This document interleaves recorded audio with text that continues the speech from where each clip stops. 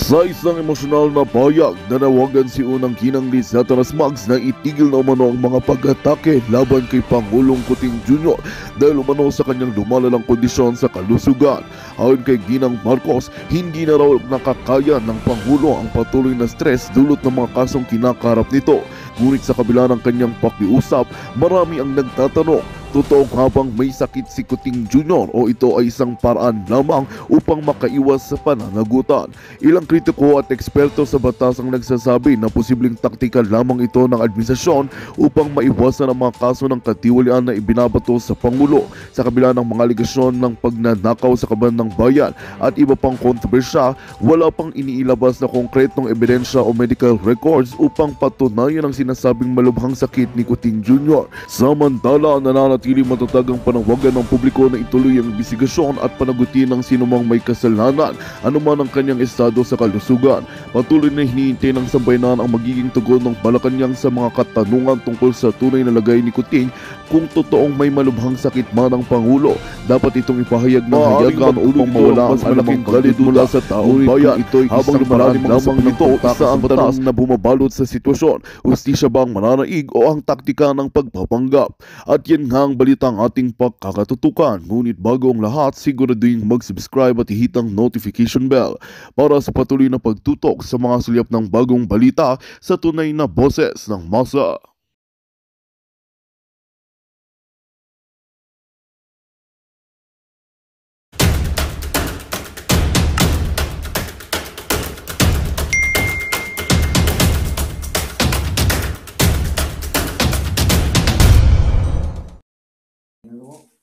Kumusta kayong lahat? So, ayan.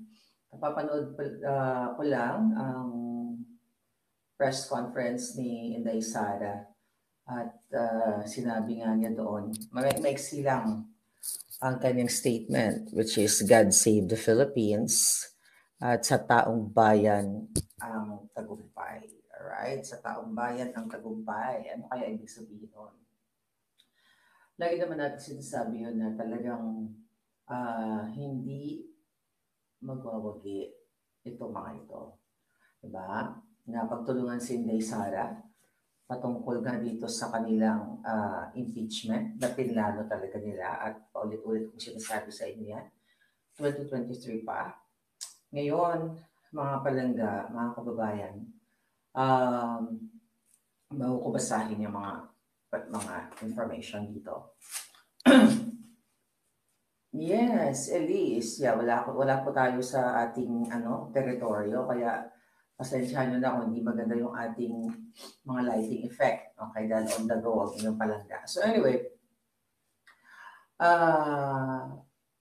ang nangyayari ngayon ay talagang paulit-ulit natin sinasabi, pero you know, we have to remind you every day dito sa impeachment ni Inday Sara, ang issue sa vice scam na kung saan diversion or pagtatakip nila, yung issue sa kagutuman nyo sa Pilipinas, kahirapan, krimen, OFW na sabi nga ni Inday Sara kanina, kawawa talaga na umaalis ang lalong talamak ang sitwasyon ng ating mga OFW ngayon at talagang patuloy na sobrang naghihirap at sinasabi ni Inday nakaka-alarma dahil nagbabadya yung parang mga kaguluhan, bumabalik yung mga kaguluhan or mga hindi maganda in the past, back in the 90s sa Mindanao. Alam naman natin medyo magulo dyan in the past. So, dahil nga kami mga vloggers, katulad nila MJ, Crizette,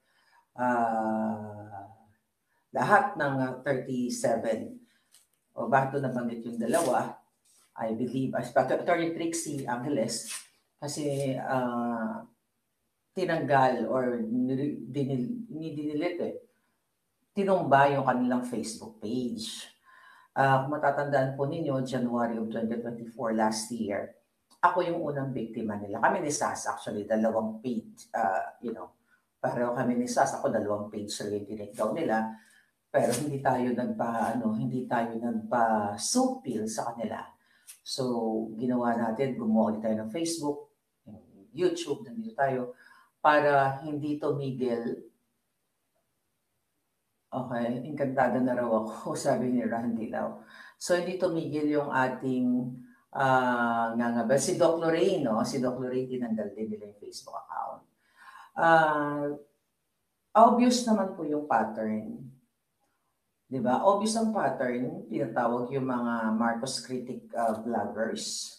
Then, nabalitaan ko na si Crisette ay pinatawag ng show cause order at ang iba pa. Yun na nga, pinatatahimik talaga tayo. Kasi wala naman talagang laban itong bangag na administrasyon na to in terms of yung vloggers nilang bayaran dun sa vloggers na hindi bayaran. Okay?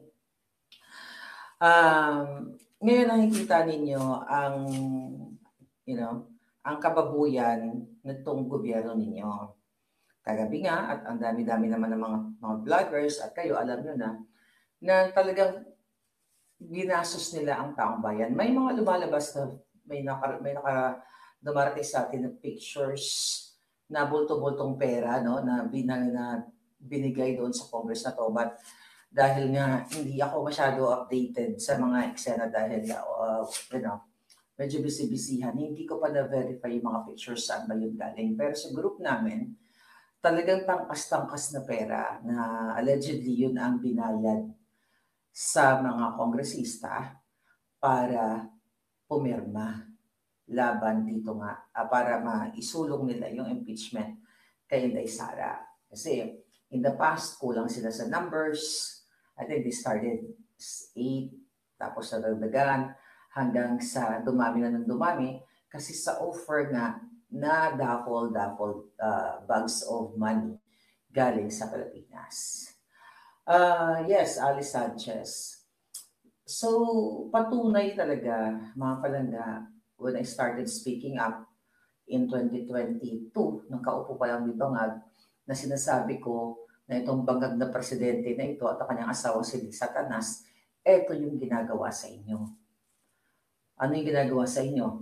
Again, yung pagnanakaw nila, yung smuggling nila, yung kidnapping nila, yung pagta-transport nila ng pera through crypto, yung pagbibili ng mga properties, yung pagigipit sa inyo. Kawawa yung mga OFW, pag mga namatayan sa namatay yung ibang mga OFW natin dahil napahamak, ginorgor ng amo, o kung ano pa man, walang tulong yung gobyerno sa halip. Kung natatandaan ninyo, I think last year, na parang si Bangag, hindi parang, wala talagang ginawang action para maligtas yung ating mga kababayan. Ang konteksto pa ng kanyang mga statement, no? Parang pagdusahan, something like that. Pagdusahan ninyo, ganyan-ganyan. So, ang dami. Kaya sabi ko sa inyo, noon pa, na yung mga revelation natin, mga expose natin, ay hindi po katang-isip. Kundi, nangyayari. At nangyayari ngayon. At eto yung lahat na nag-summarize sa nangyayari kay Inday Sara. Ano yung kanilang reklamo? Okay? Kasi hindi ko pa ito na-discuss. Number 1, conducting an assassin and plotting to Gorgor, o diba? President Bangag. Okay? First Lady Satanas.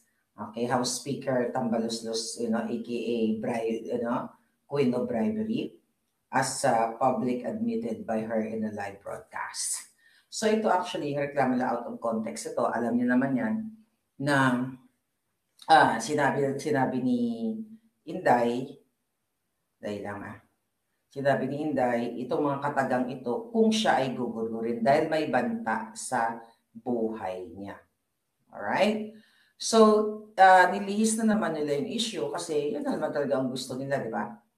Yun ang gusto nila na gawin kay Inday Sara, gawa ng kwento. At walang crime, walang threat doon sa sinabi ni Inday Sara kasi paulit-ulit na mga magagaling na abogado na in-explain niya na kung gugurgurin niyo ako, di ba? Kung gugurgurin si Inday, ay, huwag tigilan yung mga hudas na gurgurin din. Actually, recently, dito sa Amerika, si Trump ay may statement similar to Inday Sara. Ang sabi ni President Trump dito, may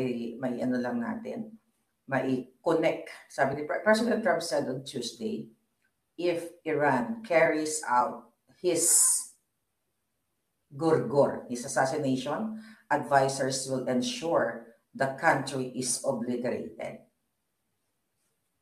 Ano niyo ito, nabasa niyo. So sinasabi ni President Trump dito, kapag yung yung siya ay ginurgur ng mga galit sa kanya ng mga Iranians, ay may instruction na siya na ubusin ang bansang yung bansa nila, kumbaga walang ititira. Kahit abo nila, parang yun yung dating doon, di ba? Yung statement ni Trump. So, impeachable ba yun? Of course not. Kasi kung gugugurin siya, feeling ko, talagang si President Trump, mukhang idol yung mga Duterte.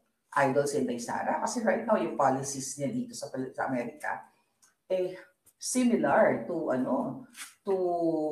the Dutertes, di ba? Like yung sa war on ni Pangulong Duterte, tapos itong sa immigration at yung mga immigration issues sa Amerika at yung mga inuuna, yung mga durugista, ayaw ni Trump ng ng mga adictos benedictus katulad ni Bangag.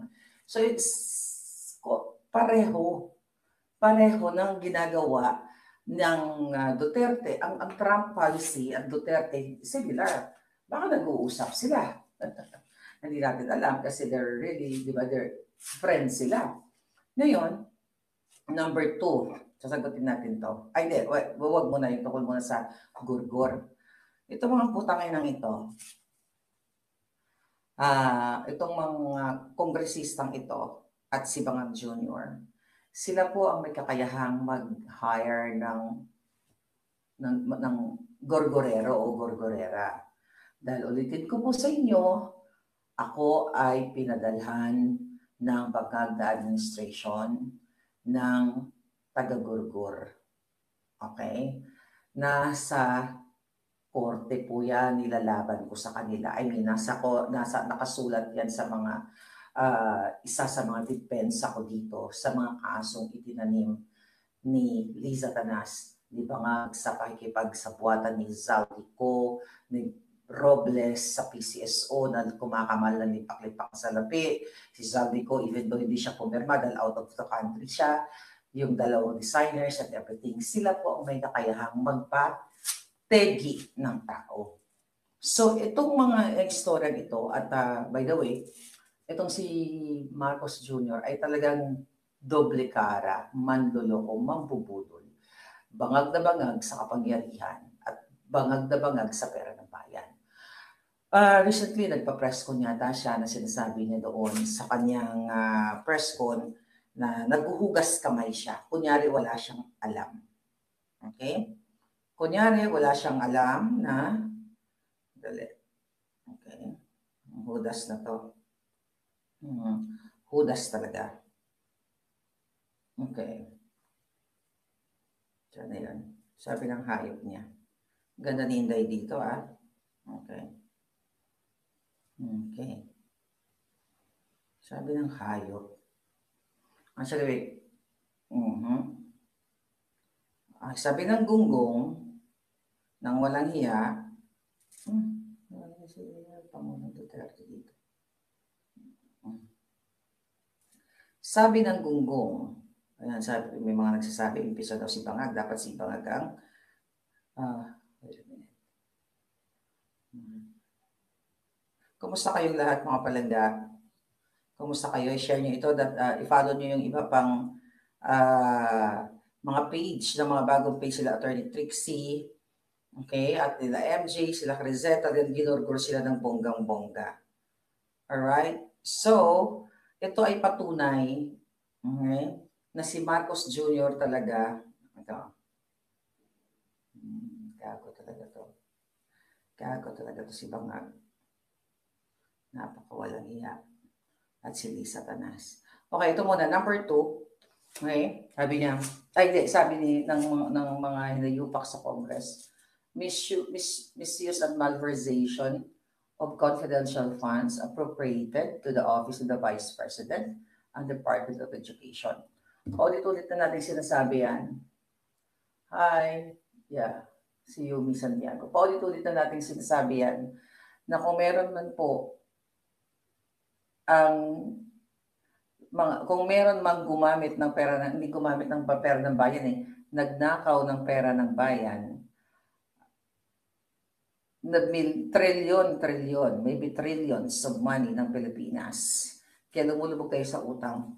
Wala pong iba kundi ang bangag na administrasyon, pamilya nila, mga kaalyado nila, dahil nga yung impeachment na ginawa nila kay Inday ay inspired with yung inspired with money na kunwari ayuda. Inspired of bribe. Okay, kinasangkapan nila ang pera ng bayan, ang bribe money, para pumirma itong mga hayop na to. So siguro naman, alam nyo na, no, nakakapagod man sabihin na ang mga hayop na ito ang may kakayahan, ang naglustay ng pera. Not only 125 million, kundi billions and billions of money. Ay, tapusin ko lang to, then analyze natin sinabi ni Inday later na iba. Sabi ito, including disturbing monetary gifts to DepEd officials holding procurement-related functions. So alam niyo na to, na sinabi ni Inday Sara, na si Liza Tanas ang nagbigay ng sobre para idugdog doon sa mga DepEd officials. So, maaari talagang, medyo ito hindi nakita ni Inday na talagang tinanan siya ng mga ganitong klaseng issue para gamitin sa kanya. Kasi nga, wala naman intention si Inday na wala naman intention si Inday na traidorin niya yung mga Marcos. Dahil nga tinulungan niya nga yan the reason why naupo si Bacang. So, siguro, nung time na yon, mga kababayan, talagang akala ni Inday Sara, itong mga hayop na tinulungan niya, ay nako, kaibigan niya or para sa bayan. So, ito na ngayon ang nangyayari. Siya na ngayon ay pinagtutulungan. Amassing unexplained wealth and failing to disclose all her properties and interest in properties in her statement of assets and net worth. Salin. May bago to, ngayon na natin ito narinig. Di ba? Ito mga putang-inang ito, katulad nila Zaldico, yung mga kongresista na yan, lahat yung mga hayop na yan, dinideclare ba nila yung kanilang statement of assets and liabilities katulad ni Erich Sylvester or aka Erwin Tulfo, na mismo, ipinakita natin sa expose natin, na hindi nga niya dineclare yung kanyang almost 1.6 million US dollars na biniling property dito sa Porter Ranch, California. Yung hayop na yan, yung mga tulpo na yan, kasama yan na pumirma yung pamilyang budol na yan, pamilyang nag-exploit sa mga mamamayang Pilipino sa mga issue sa show nila para pagkakitaan, yan dapat ang mga nadidisqualify o natatanggal sa pwesto o walang karapatang mamuno. Dahil mismo ito si Erwin Tulfo ay lumabag sa batas ng Amerika, batas ng Pilipinas, at sa mata ng inyong lahat ng mga Pilipino. So yan dapat yan. Ngayon si Inday, syempre gawa-gawa na lang nila ito mga kababayan. Dahil ay gusto nilang na-impeach. Dahil si Bangag lahat, si Liza Tanas ang author nito. Tapos ito pa, also in connection with involvement in EJK of the Davao Death Squad. So alam niyo na yan. Such as refusing to, attend SONA. Di ba? Kasama pa ito. Okay. Committed acts of destabilization constituting at least a betrayal of public trust and culpable violation of the Constitution, even the high crimes of sedition and insurrection, such as, my God, infusing to attend SONA 2024 and appointing herself as a designated survivor, attending rallies urging President Bongbong Marcos' resignation, defending fugitive Pastor Apollo Kibuloy, among others. Okay, totality of the Vice President. Kaya manipil itong mga hayop na to. Okay?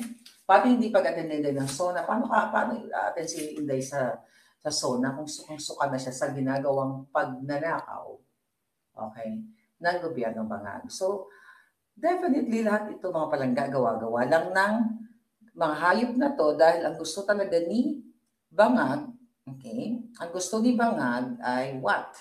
At ni Lisa Tanas, ito ay tuluyan ng matanggal si Inday Sara kasi nga gusto nilang magstay forever sa pwesto.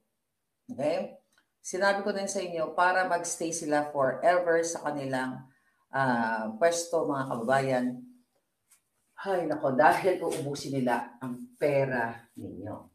Alright, so road to golden clock, sabi ni Judith. Alright. So mga palangga, dahil pala mga message ko. Sorry po sa mga palangga na nagme-message sa akin, hindi ko kayo masagot lahat ng bonggang-bongga dahil, alright, okay. Dito. Okay.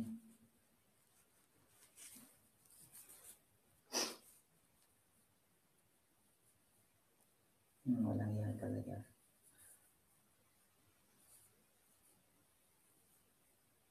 Okay. So ang sinasabi pa di Bangag na nag-consult sa kanya si Sandro. At sabi si Sandro Bangag din na gawin daw na yung tama at sundin yung proseso. Di ba? Ganun ang sabi niya. 2025 budget binulsa ng mga Marcos administration. Tapos ang sabi naman ni Marcos Jr., wala siyang tinalaman, naghuhugas kamay ang gago. Kaya kasabi ko, doble kara. Pinlano na nila to, mga kababayan. So, pinlano na nila to para, sira ba yung mic ko? Sira ba? Ano nangyari? Okay. Okay, tingnan natin. Narinig niyo ba ako mga palangga? Ngayon,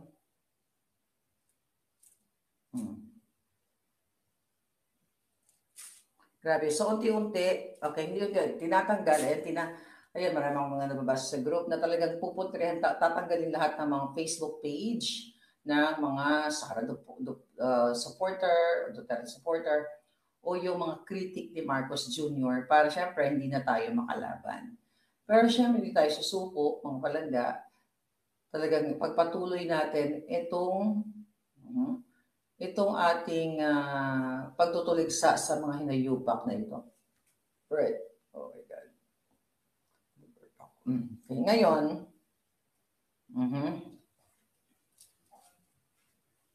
okay. So, shout out kay SAS na talagang napakaganda ng mga na-expose din ni SAS. Kaya sabi ko nga, mga kababayan, grabe yung ano dito, yung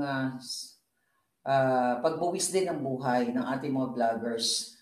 Lalo na si SAS talagang, nasa ibang bansa din at pinipilit kaming ginigipit, ang kung ano-ano mga kaso, mga death threat and everything. So, I hope kayo ay manindigan. Pero, ano nyo? Ano yung sabi ni Coco Tan, can we make an appeal on Facebook? Good question yan. Alam nyo, yung Facebook po, noong 2024, kinlaim ng gobyernong Bangag, di ba dalawang Facebook natin, Maharlika and Maharlika Pochaquera. So, both, pag pinagsama mo yun, 1.something million followers o viewers yun. Yeah. So anyway, in-appeal ko po yun, 1 taon na ako nag-appeal. Recently, I think 2 weeks ago, kasi ang hirap mag-communicate sa Facebook, di ba? In-appeal ko yun. May nakausap pa nga ako na representative nila. So may mga link akong pinalo, which is legitimate naman yung link. At ang nakausap ko, representative na Magandang balita ang hatid namin sa inyo ngayong araw. Sa pagtatapos ng aming balitaan, nagbigay kami ng mga mahalagang impormasyon. Maraming salamat sa pagtutok at pagsuporta sa aming programa. Huwag kalimutang manatili sa mga susunod na araw para sa mga bagong balita at mga kwento na dapat nating abangan. Mula sa Boses ng Masa, magandang araw, Pilipinas!